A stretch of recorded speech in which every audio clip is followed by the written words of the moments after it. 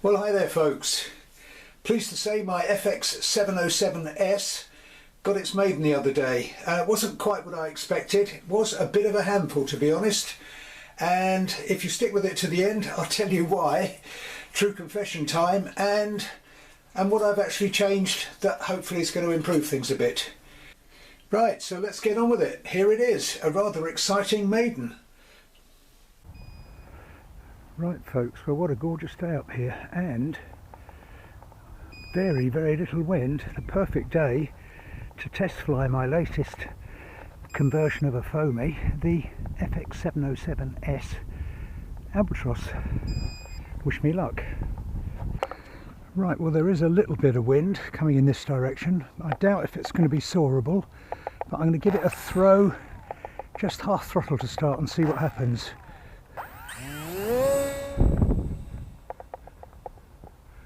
Oh, it does climb. Whoa, look at it climb. Yeah, definitely needs down trim.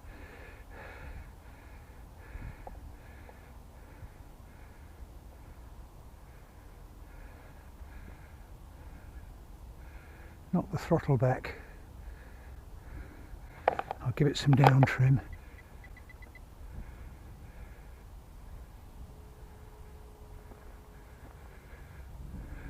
Oh, into the sun. We don't want that, do we?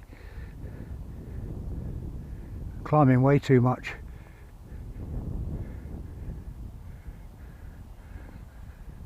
Oh yeah, climbing way too much.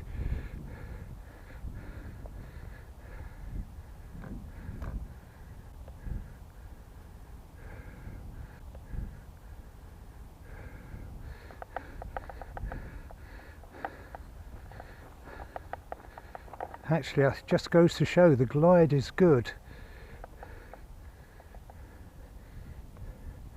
So it's a question of down thrust.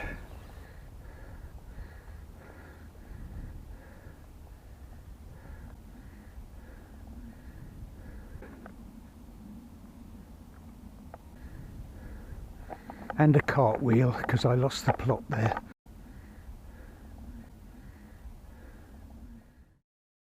Haven't flown for ages, I'm feeling a bit nervous, which is I've got a feeling I just gave it up trim instead of down trim, which might account for the fact it's climbing like crazy. Let's give it another go.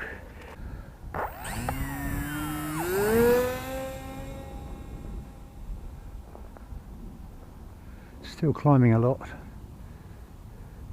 Right, let's give it half throttle and see what it does. It's very quick.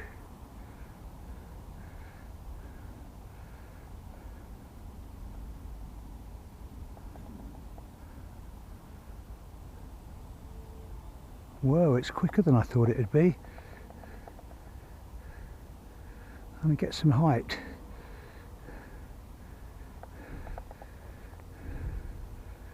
It's quicker than I thought it was going to be, I must admit, but it definitely needs some down thrust.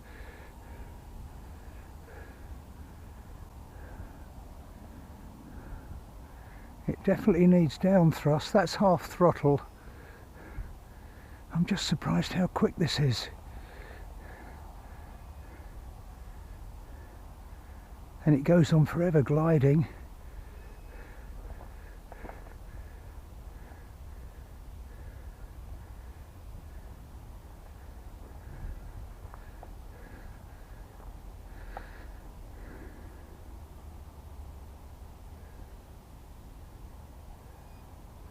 Half throttle, it's quite tame.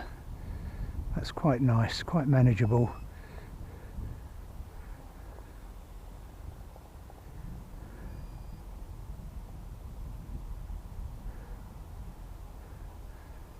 In fact, even 2/3 throttle, but if I give it anything more than that, 3/4 throttle, and it does climb like crazy.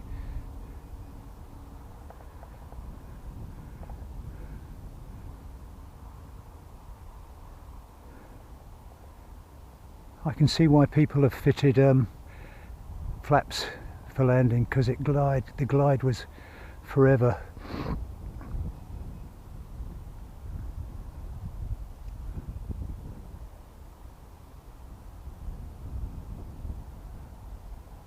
I don't know if you can even see that. That is way high. I'll knock it back to half throttle.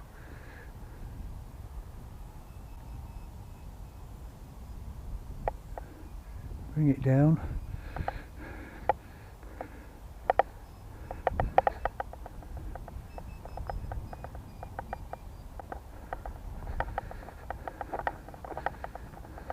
I'm just coming over by your side here because I'm going to come round to try and land. Glide seems to go on forever.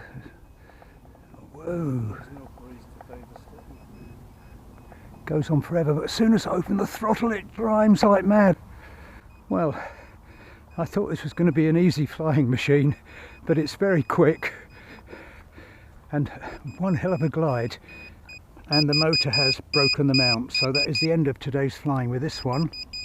Needs more down thrust anyway, so to take off the mount and take a bit more foam off. Right, so here she is, back in one piece and ready for another test flight. But what was the problem? Why was it so twitchy and so hard to handle? Well, let me tell you, it's time for my true confession. Now, despite having built more than 40 models, when I finished this one and I was setting up my transmitter, I went into settings and I set the end points, in other words maximum throws for ailerons and elevator, but somewhere along the line I actually forgot to go into dual rates and set rates. So I was effectively flying it with a huge amount of aileron and a huge amount of elevator. So, plus, to make it even worse, no expo. So every little tiny touch of the elevator was making it swoop and fly, climb crazy, and likewise when I was trying to lose height I was really having trouble trying to keep control of it. So that's one thing obviously I've sorted out now. I've given it some nice dual rate throws so that next time I'll have a bit more chance to control it. But apart from too much elevator throw, I've got to say, from the test videos, it did look as though this was a tail heavy model. Now the first thing I did before converting this to RC, from being a chuck glider, was figure where the centre of gravity was before I converted it, and that came out just here, which is about 50%.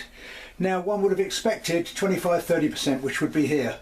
So that would be a long way back, although that may be because as a chuck glider they wanted it to be tail heavy so that when you threw it, it actually climbed.